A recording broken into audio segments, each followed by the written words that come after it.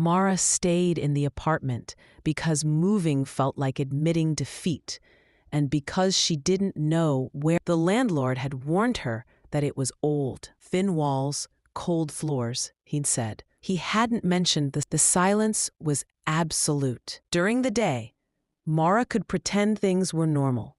She'd work, answer emails, pick up groceries she barely ate. But at night, when the lights were off and the city noise dulled to a distant hum, the apartment became something else, a place where every thought grew teeth. She slept on one side of the bed out of habit. The other side stayed untouched, the sheets smooth as ice. Sometimes she woke up reaching for a body that wasn't there, fingers closing on cold air.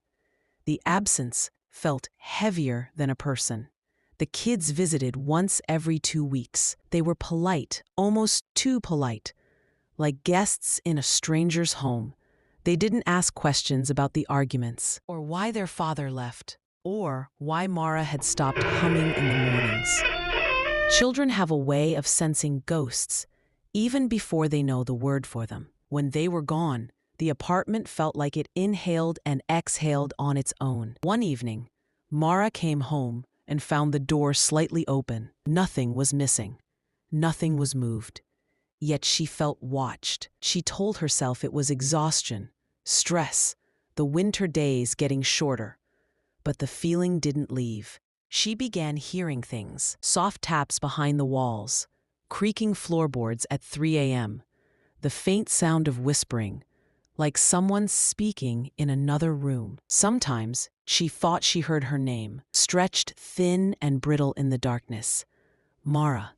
She'd freeze, heart pounding, breath thin as thread. It wasn't a voice she recognized. The therapist she briefly saw told her it was the mind's way of coping with grief. Your brain fills the quiet with what it's used to, she explained gently.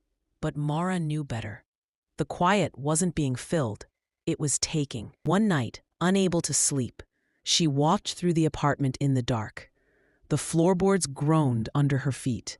The air felt heavy, thick, as if saturated with old memories that didn't belong to her. She stopped by the bedroom door. For just a moment, she saw something. Her old life reflected in the dark glass of the window.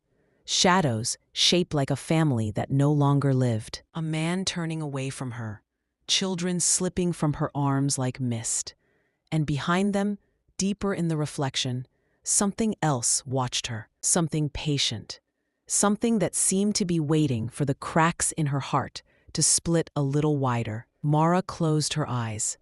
When she opened them, the reflection was gone. But the room felt colder, and the silence, somehow, felt alive. The walls remembered her pain, and they weren't done with her yet.